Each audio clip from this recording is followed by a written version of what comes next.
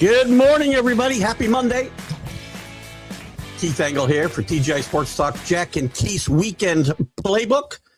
We got the first week of the NFL preseason in the books. We've got Major League Baseball. We've got some other things to talk about.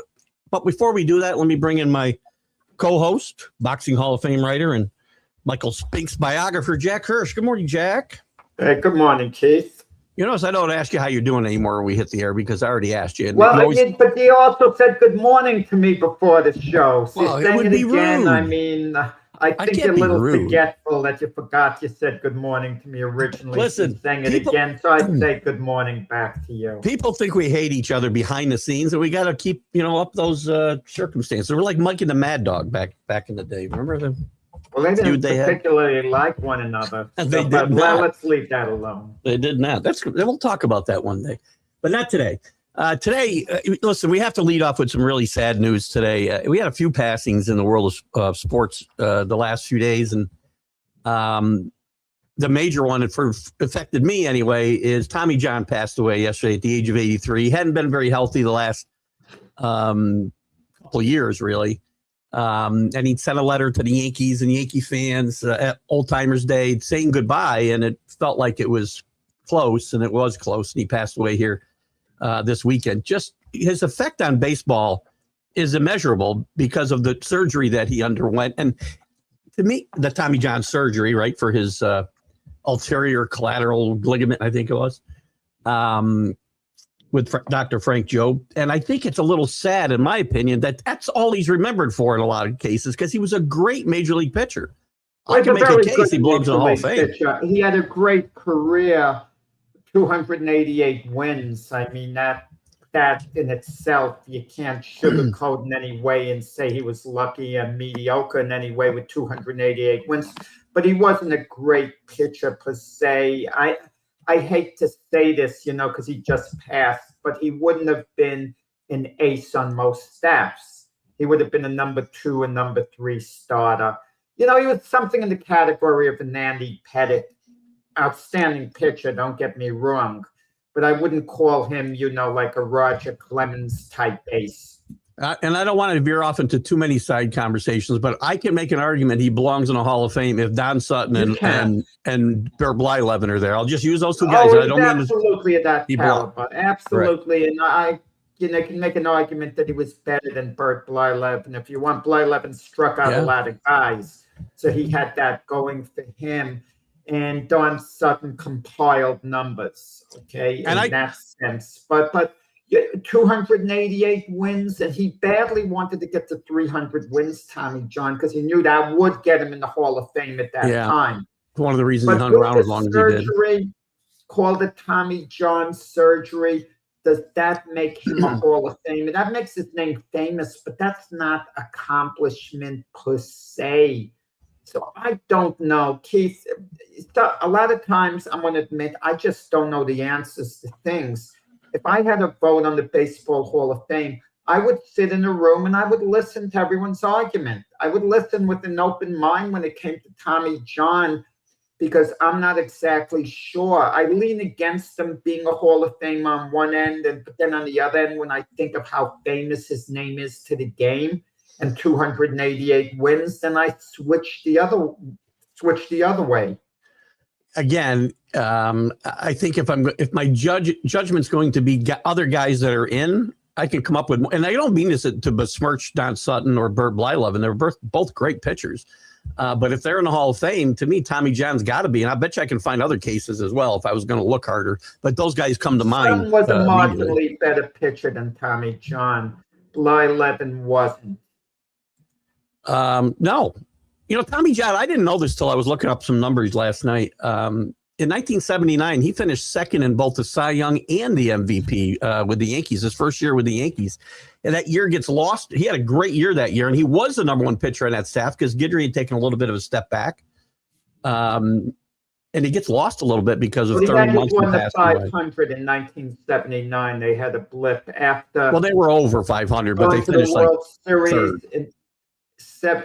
I think they won the I believe they were under. You'll have to look that up. I think they were 3 games under. I might be wrong on that. Pretty sure They they're had over. to go to the World Series in 76, 77, 78. They had the tragic 79 season with Thurman Munson got killed in the plane crash. And then they rebounded with 103 wins in 1980 and then went to the World Series in 81. They won 89 games in 1979. 89 games? But they finished 4th in the league. Wow, in the I division. didn't realize they were that good. They were They were a long ways Wow. behind the Orioles though that year, so I they didn't never were in realize it. they were that good. Yeah, they never were really in it. Thanks for correcting me. But Tommy John, that season was maybe his best season, and it gets lost, I think, because of the things you were just talking about, the Thurman Munson tragedy, and he was a terrific pitcher. Yeah, Tommy John was a terrific pitcher. I shouldn't have started off by maybe saying, well, he wouldn't be an ace on a staff. it's a fair comment. Team. And it's no put down to him, anything like that. But he was outstanding, and 288 wins shows consistency year after year after year. Towards the end of his career, when he was trying to get to 300 wins, he was managed by an old school type manager, Dallas Green, who didn't even want him on his staff. No. But Dallas Green wound up pitching Tommy John in the opener, opening day. And Tommy John came up with the line. He said, like, I'm an invited guest who you don't really want to come over, that type of thing. But he couldn't quite get to the 300 wins that would have definitely gotten him in the Hall of Fame. But when you consider, we keep hearing the term Tommy John surgery, he was kind of the trendsetter to come back from that, to be the first one to come back from that. That was a career ender.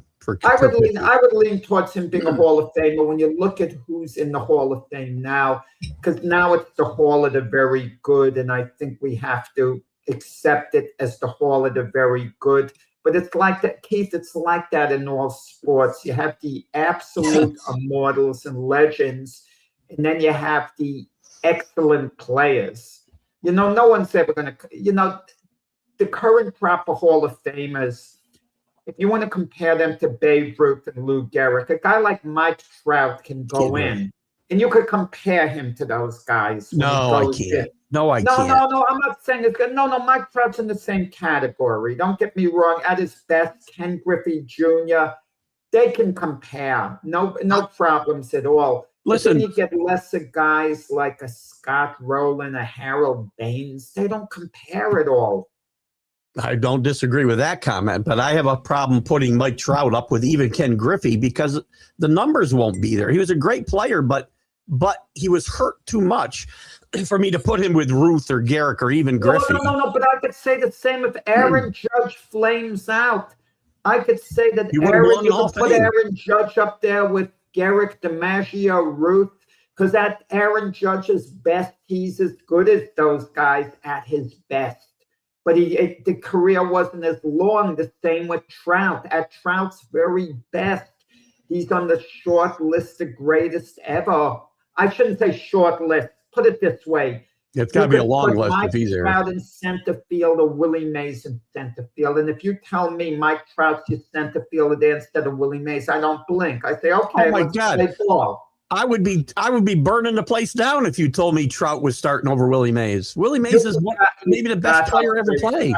You forgot how great Mike Trout was. I haven't forgotten. In his prime. I'm not talking about the overall career numbers. I'm talking in his prime. And we did give Dr. Frank Job a shout out at the very beginning, Brian, when I mentioned Tommy for sure. Just to get back to Tommy, and again, that's an argument we can have another day, but it's a good argument. You know what? I mean, it's actually you can make an argument. I can't really say Mike Trout. We're talking about this much. It's not like I'm saying Willie Mays is head and shoulders above Mike Trout, but I think Willie Mays, I still think, is the greatest player that I ever. And I only got to saw the best of him on film. Better than Mike Trout. I don't have a problem with that.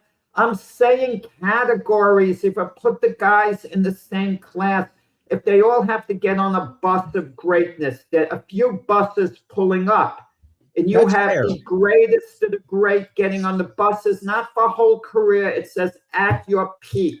at your absolute peak, who gets on this bus? It might depend on how big the bus is. Garrett gets on the bus. Judge can get on that bus. No, one's he going to can't. stop him. No, he can't. I love Aaron Judge. He can't be on that first bus. Aaron Judge at his best is better than Mickey Mantle.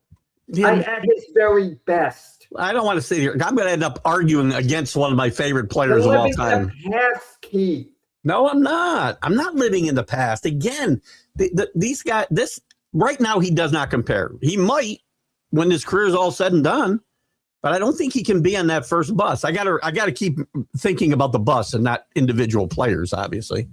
Again, it's going to depend on how big the bus is, I guess. But, I'd hate to argue against some of these guys because I love them as players, but maybe I'm stuck in the past. I don't know. I think you are. I don't think you realize peak value, how great these guys are. There's been no one like Aaron Judge.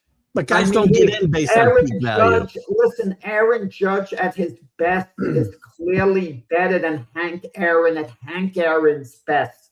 We're not talking about a career. We're talking about peak value. Who gets together like 3-4 seasons of peak value. That's what I'm talking about. But peak value is when we're talking about the Hall of Fame, is very rarely considered unless you're Sandy Koufax. I'm just talking peak value. Right. I'm not talking about who's more worthy of being in the Hall of Fame. Willie Mays is more worthy of being in the Hall of Fame than Mike Trout if I had to pick one or the other.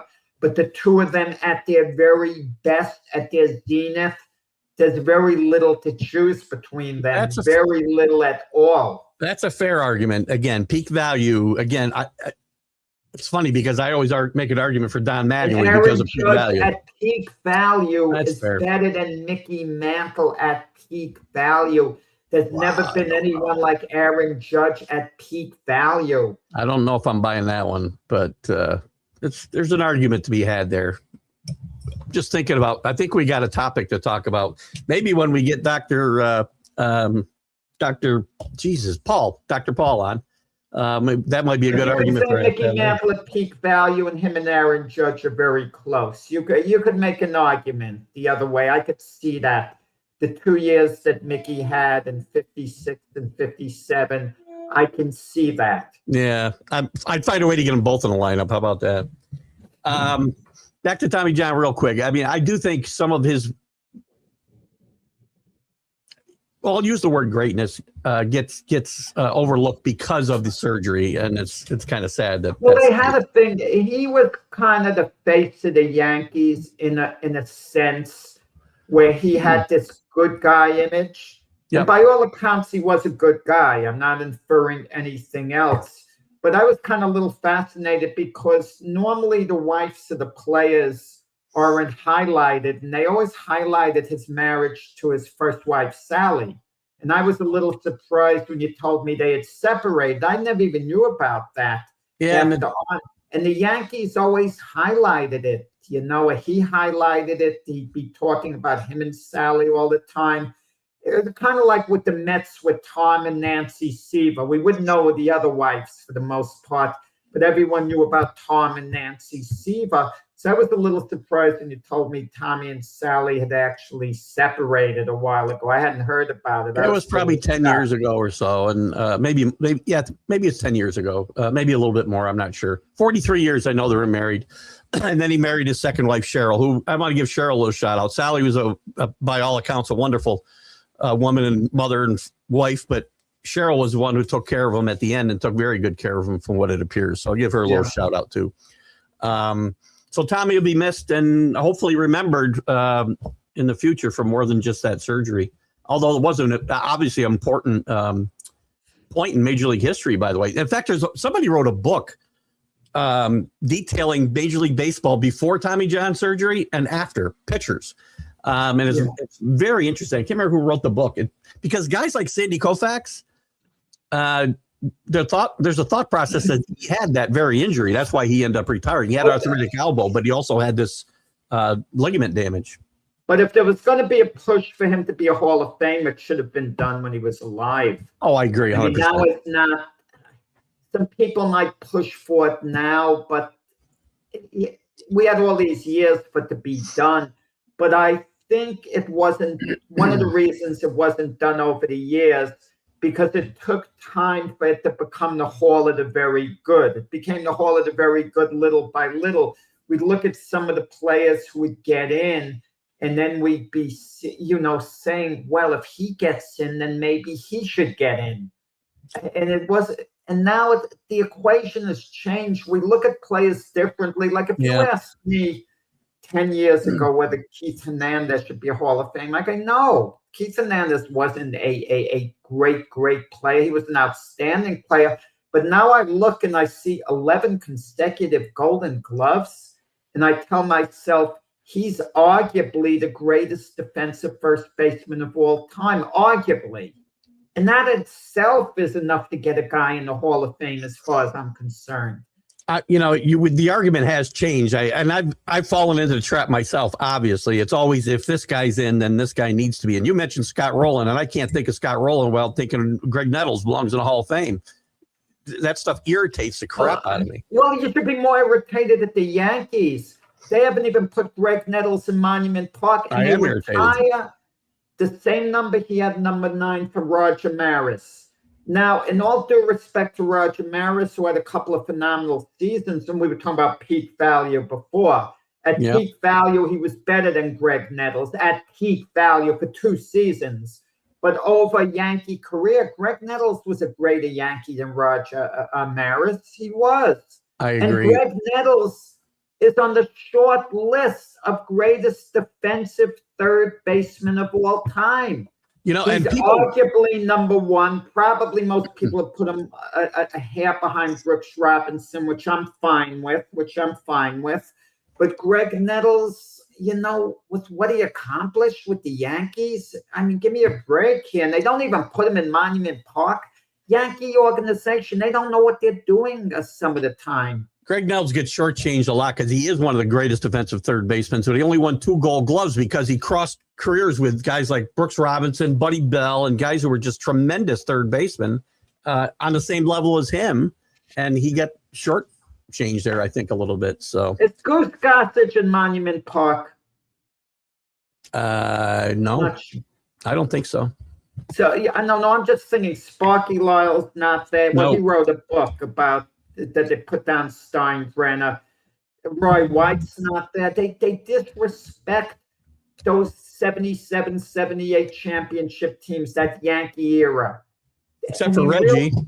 No. Well, when I say disrespect, they put in Reggie, who was a Yankee only for 5 years. Goose is in there. Roy White belongs in more than Reggie does. He played 15 years for the Yankees. Reggie, 5.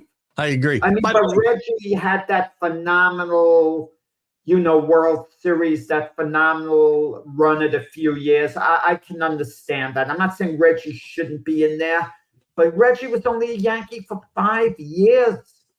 Listen, Roy White was a major contributor to those 2 teams as well. Reggie obviously was the face and Thurman was the face, but guys like Roy White, they're a big reason why they won. Tommy John, when his son Travis had that injury or something. 1981. Right. He had, when the Yankees wanted to introduce Travis to the crowd, Tommy John asked Reggie to carry Travis out to the crowd so everyone could wave, because Tommy John said he was warming up in the bullpen. Yeah. Okay, that's a pitcher's mentality. That's not for me to question that the pitcher can't take a break. That's a pitcher's mentality, something I don't know about. But Reggie said it would be one of the biggest honors of my career. Reggie loved the limelight. He loved the idea of holding a kid out, everyone cheering. And I mean, Reggie loved the camera. And, if we had to have a list of players who loved the camera the most, I mean, Reggie, it would be number 1. One of Reggie's greatest lines was when I think it was during the 77 season when everything was going crazy before they actually won the World Series. A reporter went in the locker room and asked him, what are your thoughts on everything that's going on here? He goes, the magnitude of me. That is Reggie in a nutshell right there. Real quick. The game has changed on various levels. Yeah. Real quick, Goose is in Monument Park, just to be fair to the Yankees. How is Goose in ahead of Greg Nettles? I understand. He pitched 5 years in ahead of Roy White? I mean, it's sickening. It's sickening. Well, they also had this Tino Martinez ahead of Greg Nettles. This was my point. They had this fixation on that 90s team, that 90s and the 2000 team, right? I know they won 3 out of 4 World Series. That's great. But they ignore some of their more recent history to that. And all these guys, it seems, on the 90 team are in Monument Park and have their numbers retired. Hank Bauer, I don't think, is in Monument Park. No, I don't believe so. There's a lot of guys there, but there were so many great guys on those 60s teams, 50s teams. On one end, I think, correct me if I'm wrong, Greg Nettles, he might be living in California, San Diego. Maybe I'm wrong on the location. Nettles? Yeah. San Diego, I believe he's in. San Diego. Okay, so he's living across the country. Roy White lives in New Jersey. He comes to the Yankee old-timer games. He's around. He's visible. He's everywhere. He coached for the Yankees after he retired because Steinbrenner felt a little guilty. Steinbrenner and George never liked Roy White because Roy White wasn't a numbers guy for that era. In that era, they looked at homers, RBIs, and batting average. They didn't look at on-base percentage. Where a guy can get up 4 times today, he could strike out twice, but if he draws 2 walks, he's actually productive. Yeah, I agree. But in the past, they looked at the guy, you went 0 for 2, you struck out twice, so you walked twice, you got lucky and got on base, who cares? That was the attitude in the past. Well, just to put a bow on this Yankee and Tommy John talk, our thoughts and prayers go out to his family and friends, and please remember Tommy John for the great player that he was. Whether he gets in the Hall of Fame. Tommy John gets into the Hall of Fame someday, and it might happen in closing. Does he go in as a Yankee or Dodger? Great question. He won't be able to make the decision, obviously, but obviously he won't get to make it. I think it'll be a Yankee. I think he would want to go in as a Yankee. I saw a picture of him recently, him and Dave Winfield. That wasn't taken long ago, and he had on a Yankee jacket. Every time I've seen pictures of him, and I follow him and his wife on social media, he's wearing Yankee gear anytime you saw okay, there's the answer. Yeah. Except when he was inducted into the LA Hall of Fame. The Dodgers at the end. Yeah. When he left, he said they tried to create a family-type atmosphere, and they had all this turmoil. That's funny that you bring that up because, everybody in that era, people talked about the A's and the Yankees and all these teams that were great teams, but had this dysfunction in the locker room. And the Dodgers had a bunch of it. They just covered it all up.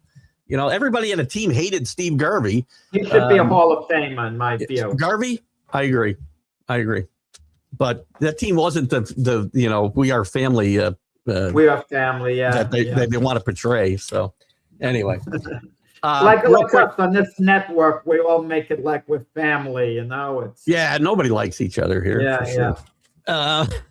One other sad note in baseball for Met fans and few other teams: Red Sox, Twins, Seattle. Butch Husky, who had a pretty good run for 4 or 5 years as a Met, passed away this past week at only 54 years old. I remember he struggled again. You mentioned Dallas Green. And as a young Met, he didn't mesh very well with Dallas Green because he didn't like young players.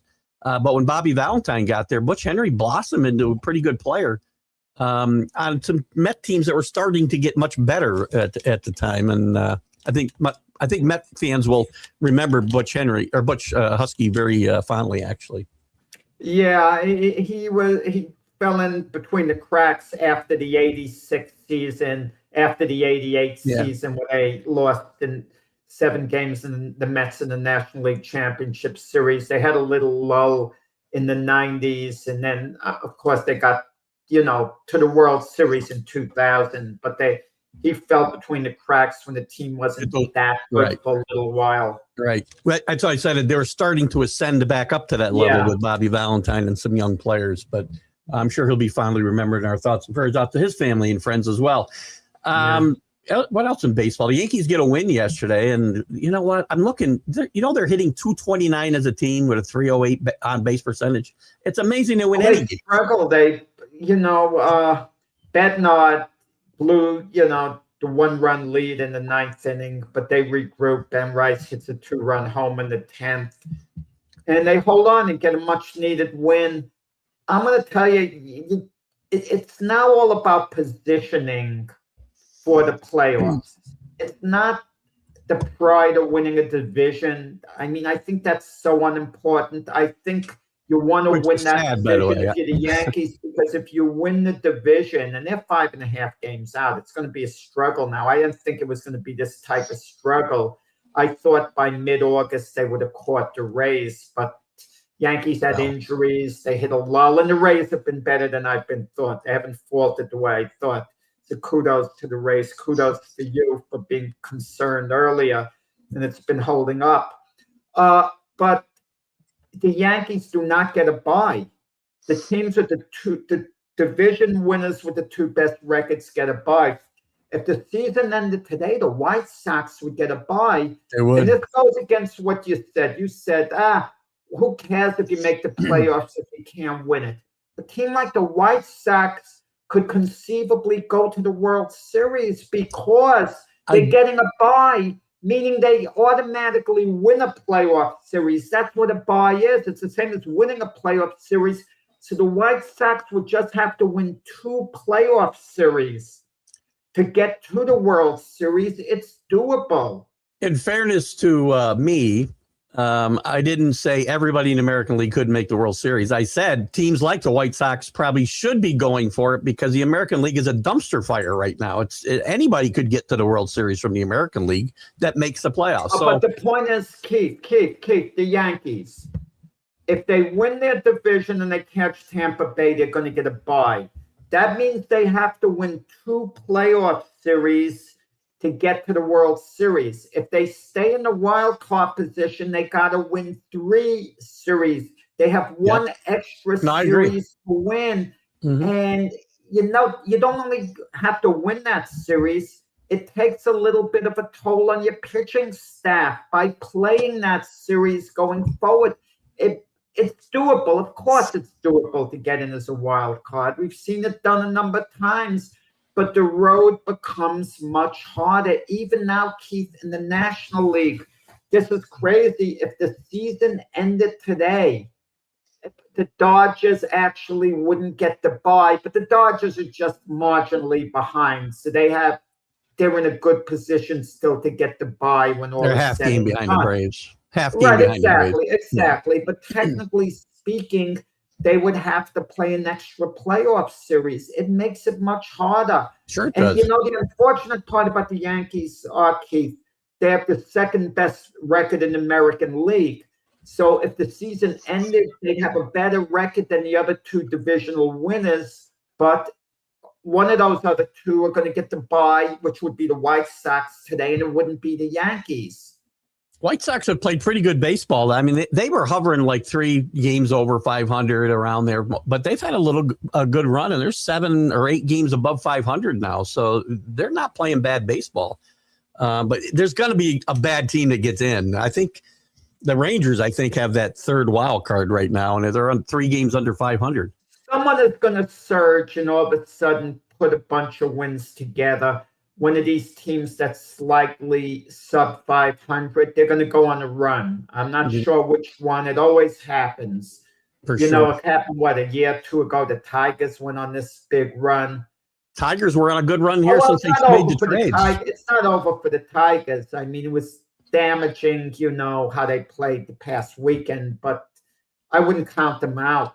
Well, they had their chance against the White Sox, who are leading them in their division, but they're still only a game out, I think, of the wild card. So they're certainly not out of. They played pretty good baseball since they traded away, half their starting pitchers. So, and Chris, good morning, Chris. We did talk about Tommy John for the first 20 minutes or so, 25 minutes. So I'm not going to go back there, but we'll talk more about Tommy John on some of the shows this week. Don't worry.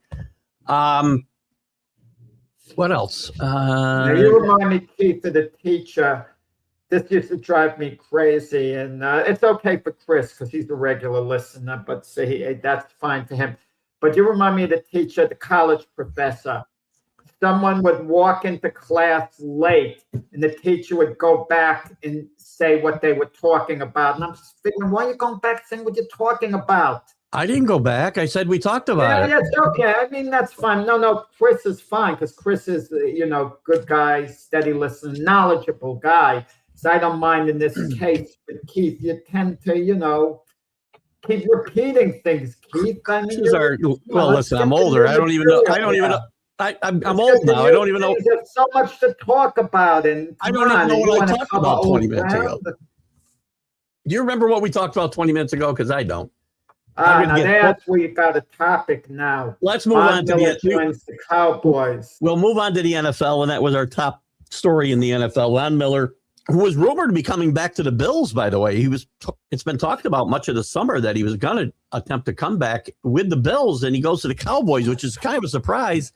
The Cowboys, and I don't know what Von Miller's got left, but I'm sure he can contribute something, even if it's one down a series. Well, he had and that Cowboy defense is much better last season. Von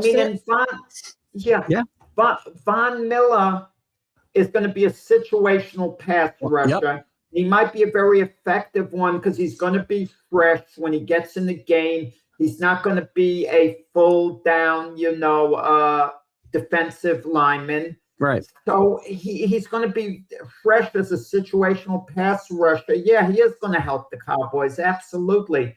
Getting Quinnen Williams last year, having Von Miller now, I mean, they rebounded very nicely from that, Micah Parsons trade. Keith, you've got to give Jerry Jones credit. You don't like to give these guys credit. Win first. They haven't won anything. No. You're set in your ways. You don't give any of these guys credit. And when they do, they have to win a championship. And even then, you just quickly say, okay, they did okay. And then you move on. Like a case in point. That is 100% not true. James Dolan. Instead of you saying he did an outstanding job as owner of the Knicks, you don't even talk about him on the show. I talk about James Dolan and how they won despite him. I mean, despite James. I mean, you don't give him credit. You don't. I give James Dolan for getting out of the way a little bit. How about that? Is that credit or is that still a backhanded compliment? I got so annoyed. I think I mentioned the past show recently. I don't know why I came across a replay of Stephen A. Smith complaining about Dolan because they invite Charles Oakley back. The brother wants to come back. If you're man enough, he says to Charles Dolan, to turn the other cheek. He put the whole burden on Dolan. And then I'm reading about Oakley a few weeks before the Knicks won the championship. And we didn't know they were going to win the championship. Oakley said he is under no circumstances coming back to Madison Square Garden unless Dolan apologizes to him. And then Oakley said in that same interview, his attorneys reached out to my attorneys and said, why don't we squash the whole thing? We'd like to have you come back. And Oakley said, no, I'm not coming back without my apology. And Oakley took him to court because he felt the Garden security was too rough. And the court ruled against Oakley. Well, they dismissed the case. They dismissed the case. And this is the thing, Oakley, who trashed Patrick Ewing recently as well. I mean, give me a break. Side with Charles Dolan when he's correct. Well, now you won't give Charles Oakley any credit. So no, I give Oakley credit as being a great Knick, and I appreciate all he did. But the way he acted, they were under no obligation to invite him. Oh, come join the parade now that we won the champion. You're trashing Patrick Ewing, saying recently before that. I did. A bad person. You go out of your way to say Ewing is not a leader. I did that. Oh, you're talking about Oakley. Sorry. Oakley. I thought you mentioned me again. Now to invite him back. Oh, come on back, Charles. Who knows how Charles Oakley may have acted? Could you imagine they invite him on the parade and he starts trashing Dolan or says, okay, Dolan's apologized to me. Dolan knows he's wrong. That's why I'm back. His nonsense, he carried it a little, his grudge too far. We've gone into the ditch here. So back to Von Miller and the Cowboys. Yeah, let's get back to it. Yeah, I get off track. Jerry Jones will get credit. Jerry Jones will get credit from me if he wins the Super Bowl with his team. Jerry credit. And I've already said, we haven't done all our picks yet, but I've said the Cowboys are going to win the East. The Cowboys are better than the Eagles. And I think they're going to win the East. Chief, no one there, you don't have to have your prediction right now. I've already made it 2 weeks ago. I even know, like a guy like me is already predicted, Trinidad Chambliss is going to win the Heisman, and then you already got his career. You got his whole career mapped out. Yeah. Cowboy. Good job, by the way. Listen, Keith, that's not the gutsiest pick. Wait. It's going to come down to Cowboys and Eagles. I mean, the Commanders and the Giants, a bit of a long shot, to win the East. I think probably, yeah. That. You know what happened to the Commanders? The year before last, they go to the NFC Championship game. They come out of nowhere, and then they had to relapse last year. They might come out of nowhere this year. I don't know. Brian points out that Von Miller was also talking to the Broncos about coming back. A team he played. Von Miller's a Cowboy now. He signed with them.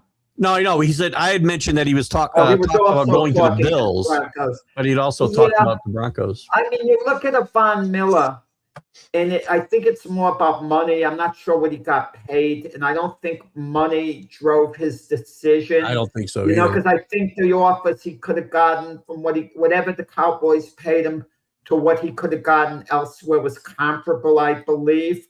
But I guess Von Miller was looking for a place where he could win. You certainly could win at Denver, Buffalo for sure, maybe more so than at Dallas. But I think the Cowboys are intriguing. They're a charismatic franchise. I think every player likes putting on the Cowboy uniform. There's just something about it. Like even if you're a young player, you're getting drafted, certain franchises are boring to be drafted by, on the surface. But you get drafted by the Cowboys, there's always that little bit of a buzz. I get it. They're still America's team in a lot of ways, so it's fair. And look at that team. Jerry Jones and the front office, whoever's making the decisions, I guess Jerry's still the guy, has improved that defense tremendously in the last year. They can run the football, and they got a ton of weapons at wide receiver, so they're going to be very good for sure. I'll tell you, I mean, they made moves, and now it's a question of the players having to just perform. I'm not sure how good the Cowboy running game is, but it's just a question of performing. And are the Eagles a little long in the tooth or not? I mean, they weren't bad last year. I mean, they lose their first playoff game, to the 49ers. But something was missing. They were a little flat last year, despite winning the division. Every other year, it seems, unless they did win a Super Bowl, but it seems like something's missing there a lot of years. Great draft choice, Malachi Lemon. Great draft choice of receiver. It's going to minimize losing A.J. Brown. It's going to minimize it a lot. And especially Devontae Smith is now going to have the chance to step up and be an elite number one receiver. I think he's a great player, too, and I think he's up to that challenge. I like him a lot. Always liked him coming out of Alabama a lot. Well, people didn't like him coming out because they felt he was too small. He might be injury prone, but that hasn't been a factor. That's fair. Aaron Donald worked out again with the Rams. Still no decision on him coming back. We're halfway through training camp. I don't know what the decision is going to be here. I don't get it. The Rams are saying the right thing. They're saying he's earned the right to take as long as he needs to make a decision. And in one sense, they're correct. He's a legendary Ram player. So you don't want to mess with your legendary players. But believe me, it's annoying to them, despite what they're saying, because they have to finalize their roster. They want to know what they have. And it's to the point where they're thinking, Aaron, make up your mind. Do you want to come back or not? If you don't want to come back, it's okay. We then got to move on. If you're going to come back, we want to know that you're all in. There's the money factor to figure out, too, which is going to be the biggest problem if he comes back. Because Aaron Donald, I don't see him coming back for a few $1 million. He's not going to have much choice. Well, you have a but, choice. but you're right, Keith. What money do the Rams have to give him under the cap now to come in so late? And the Rams also don't know, when you're off a couple of years, you don't know how much he has left. You go under this assumption when the guy's an all-time great, even if he's not the same player he was before, what he has left is still going to be enough to help a team. Maybe not be on the same level as before, but he could still help a team. And you play him beside Myles Garrett. And if Aaron Donald is still a good, effective player, he's going to take some pressure off Myles Garrett and make Myles Garrett a little better player. But he's got to make up his mind at some point. I don't get it. He's coming back for a second workout.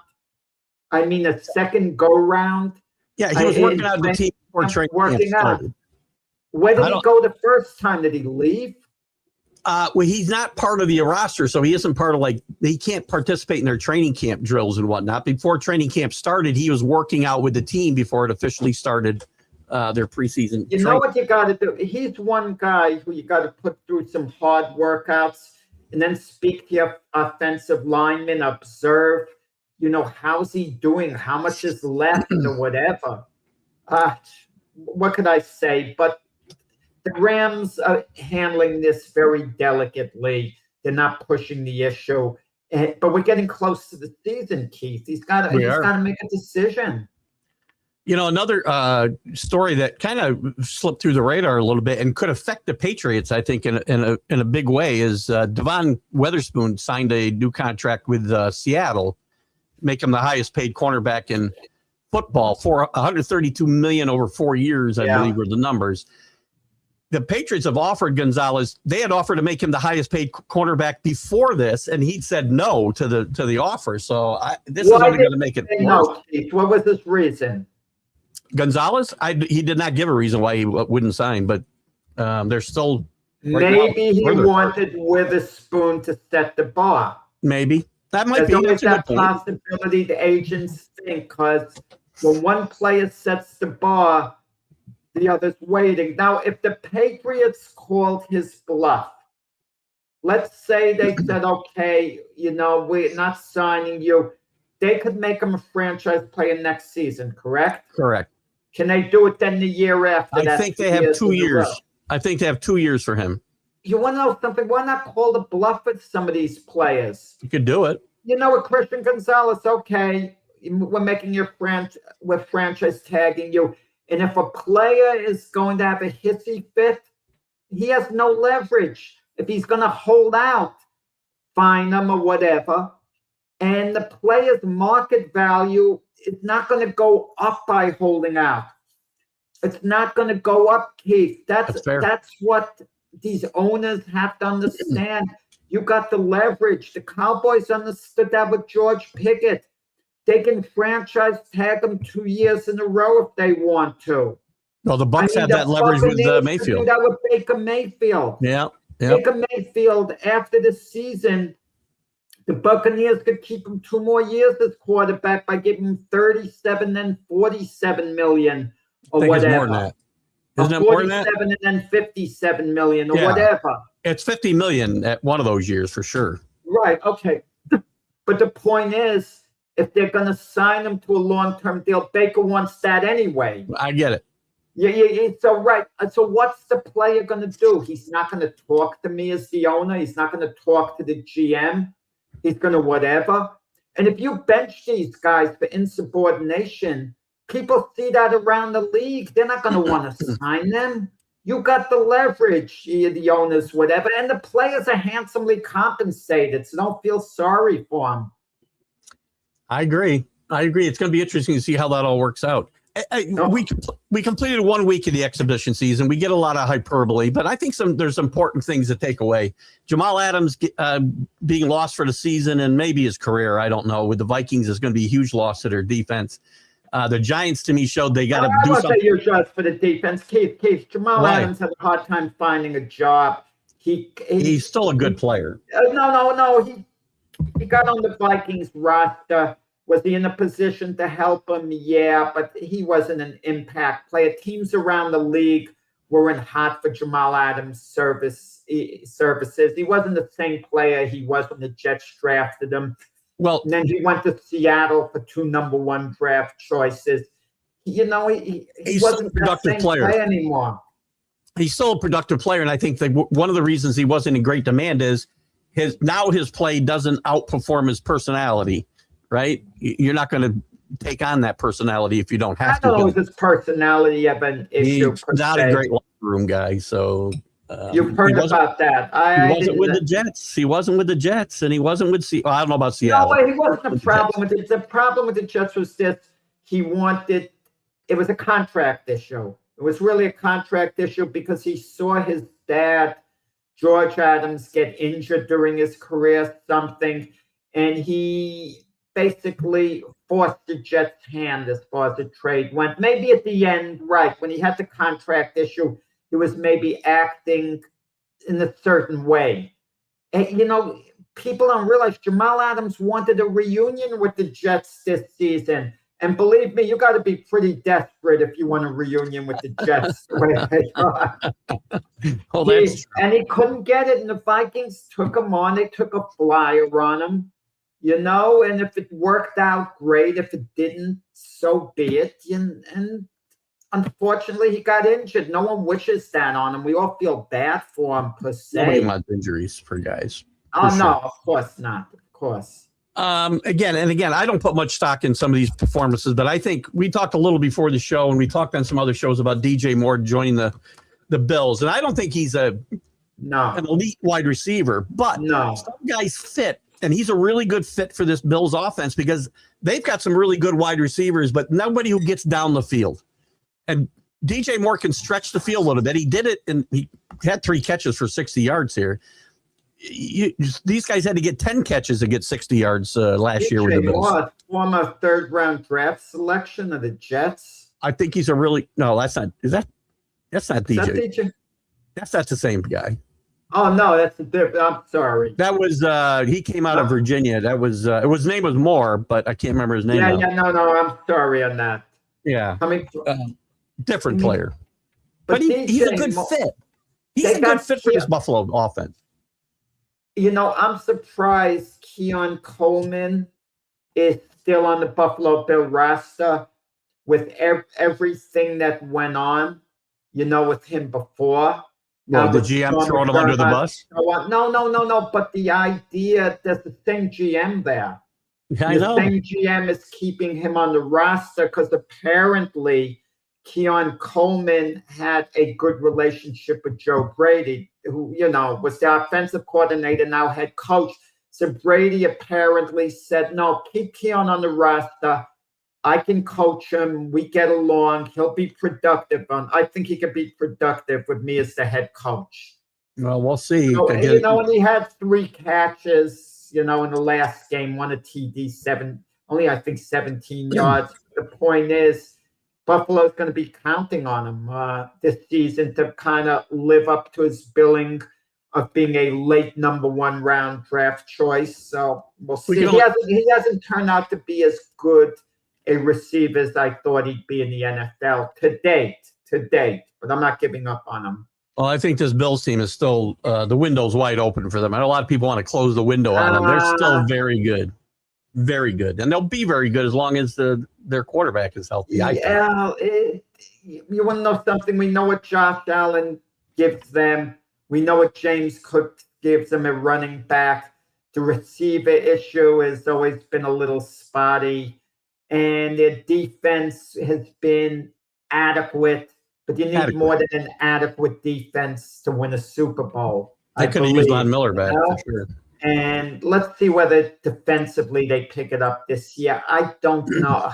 I don't know what to make out of this Bill team. I mean, will they be in the playoffs? Yeah. Are they a little long in the tooth? I'm not sure at this point. When you have one of the best quarterbacks and one of the best running backs in the league, you're certainly a contender. And I think this is a very good team. They're a contender, but are they any more of a contender than the other contenders? In past years, the only team they had to kind of slightly look up at was the Kansas City Chiefs. But now, you compare Buffalo, you compare them to New England, you compare them to Denver, you compare them to the LA Chargers, compare them to the Baltimore Ravens, you compare them to the Houston Texans. No, what I'm saying, all those teams seem to be on the same level for the most part. There's a lot of good teams. One of those teams is better than the other for the most part. Well, I can pick one out, but I'd be a homer, so I won't do it right now. New England is in the mix, but a bunch of them are in the mix. They are. There's a lot of good teams. Listen, it's not like the NFC where you have two teams, the Seahawks and the Rams, who are slightly above the others right now, even though a number of them from the NFC could go to the Super Bowl. Don't misunderstand me. A number Cowboys or Eagles could go too. I agree. Cowboys, Eagles could go, Bears could go, for example. There are a number of teams, but two teams, your bracket slightly ahead of the others, the Rams and the Seahawks. But in the AFC, there's no one that's bracketed above the others right now. That's fair. That's a fair comment. It's funny, and we talk about the preseason and not to put a lot of stock in it. And I guess there's some value to guys getting on the field. There's a lot of guys who have had really good performances at the quarterback position. A lot of them we don't expect to play. Zach Wilson played very well for the Saints this week. Klubnik played well in his limited role with the Jets. Everyone looks good hitting the punching bag. Yeah, I mean, again, I wouldn't put too much in it. Is there any performance that would stand out that you say? I can't. Come on, Keith. I will tell you one of the most revealing things I saw in the preseason, and it has nothing to do it has something to do with a quarterback. The Giants' offensive line has got to be better. And again, it's only one player, a couple of plays. If they don't protect Jackson Dart, he's going to be in big trouble. Well, I'm not sure. When Jackson Dart was playing, was he in with his number one offensive line? I'm going to say yes. About that. I don't know for a fact. Then I'm concerned. I'd be concerned. He wasn't, if they were mixing and matching, you shouldn't do it with Jackson Dart. He shouldn't be in the game. If they were. Agreed. There's nothing wrong with him being in the game. Not with backup linemen. With his starting offensive line. That's what I'm talking about. You could fool around with running backs and receivers to an extent, but not with the offensive line. I agree. That's what I was started to say was Jackson Dart can't be in the game without his first string line. With Joe Burrow, Brian, but the Bengals always have offensive line issues. Burrow got hurt last year, didn't he? So he's due to be healthy and have a good year this year. He's like every other year. Well, they made the big deal getting Dexter Lawrence, but that helps him on the defensive side of the ball. Yeah, that's not keeping defenders off of Joe Burrow for sure. One other note in the NFL before we go on, and we talked about a couple guys in baseball passing, but a guy who was forgotten a little bit on great Cowboy teams in the past, when you and I were much younger, John Nyland, three-time All-Pro, great offensive lineman for those Cowboy teams in the 60s and 70s, I think, passed away this past week. I know he was struggling. I had him on my show, Tommy John as well. He was struggling with some dementia issues, I know, and the last few years. Thankfully, he went to 82, but he had the dementia thing, playing football again. Something's got to be done in football/boxing. I think players are playing a little too long sometimes. The extra season or two, whatever. He was on those Cowboy teams under Coach Tom Landry. I'm not sure he was on one Super Bowl win or two. I think one, but I'm not sure that. I think he was on both the Super Bowl wins for the Cowboys. Yeah, pretty sure. A really, really good player, John Nyland. Oh yeah, absolutely. When the game was played much different than it is today, obviously. I want to touch on this. I didn't talk to you about this before the show. Little League World Series is in full bloom. I love the Little League World Series. We had a controversy yesterday with the Iowa team, and I can't remember off the top of my head who they were playing, but Iowa won and advanced into the World Series portion of it. But there was some drama in this game, and the fact that the Iowa kids at 12 years old were on second base stealing signs in the second inning, and the opposing team called them out on it. unlike Major League Baseball and college baseball and even high school baseball, you can do that if you don't have any, electronic help or whatever. You can be on second base and steal signs and relay them to the hitter. But in Little League, you can't do that. It's strictly against the rules. But I find it interesting that a 12-year-old kid has the presence to actually do that. Well, it is.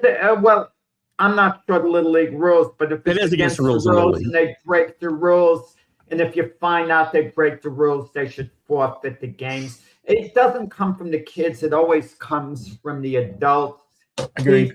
I've always been very naive this way. Me personally, for example, I coached JV baseball in high school, junior varsity baseball, and one of my players hits a home run. The next player gets hit with a pitch. On the next pitch, I honestly thought it was an accident. I couldn't comprehend at the time that it would be on purpose. And my player who got hit by the pitch, he was thinking of charging the mound, and I yelled, "Go to first base, it's an accident." And he runs to first, listening to me as the coach. I see my players after the season, and we're talking about the year we just had, and I'm thinking to myself, do you think he threw it on purpose? And they said, everyone knew he did. Of course he did. You. You know, they tell me.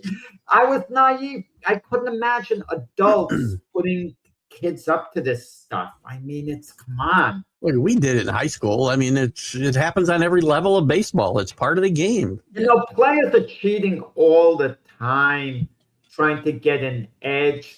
I mean, listen, who's the ultimate good guy in sports? Derek Jeter, for example. I was going to say Derek Jeter. Like he was hit by a pitch trying to con the umpire. It goes on all the time. It's called gamesmanship, Jack. It's part of the game. But, Keith, if it's against the rules, that if you're pointing out sign stealing Little League and it says you could forfeit the game, if it says that, then the rules absolutely should be enforced. But that's element two. This is Little League. Even if you know what's coming, we always know what's coming. Little League, for the most part, they throw fastballs for the most part. Well, they're supposed to, yes. Coming, and they still can't hit it.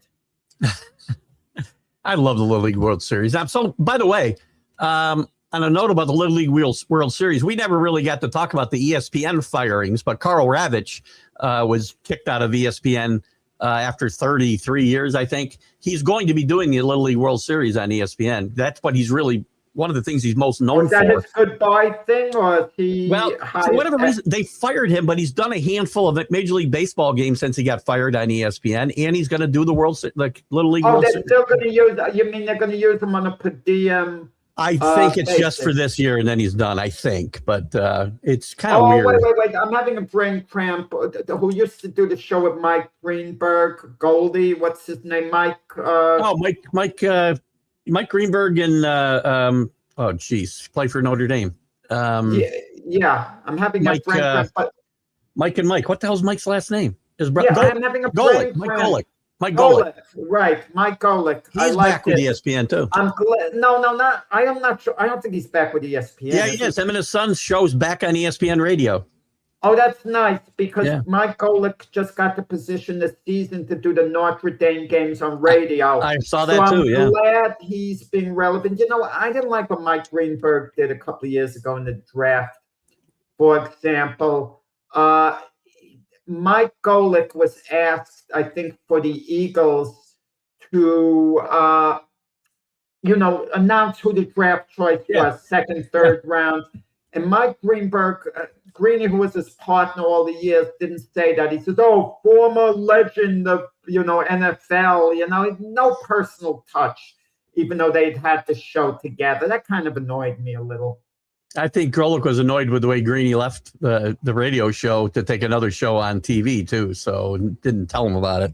So. Well, maybe they weren't particularly close. You don't know that. I think they were at one point, but I think people working together every day like that, I think probably rub on each other after a while. Well, you give me a hint here, Keith, or whatever. You already know where you stand, Jack. You already know where you stand. Got a little boxing news before you head into Glove Fist tonight. What do you got? Yeah, we have the show. Clarissa Shields won this weekend, 5th round stoppage. And also this weekend coming up, I'm looking forward to a Teofimo Lopez against Raleigh Romero.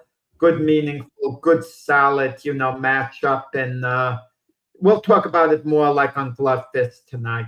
Catch Frank and Jack. Oh, sorry, Jack and Frank tonight on Glove Fist at 7 p.m. Eastern. You'll learn all about boxing and more. So good stuff. Good show today, Jack. Everybody, thank you for joining us. We'll be back at 8 a.m. on Friday, and I'll be back with the college football huddle at 7 p.m. Eastern Wednesday, and catch Jack tonight. See you guys. Have a great day. Bye-bye. Come on. See ya.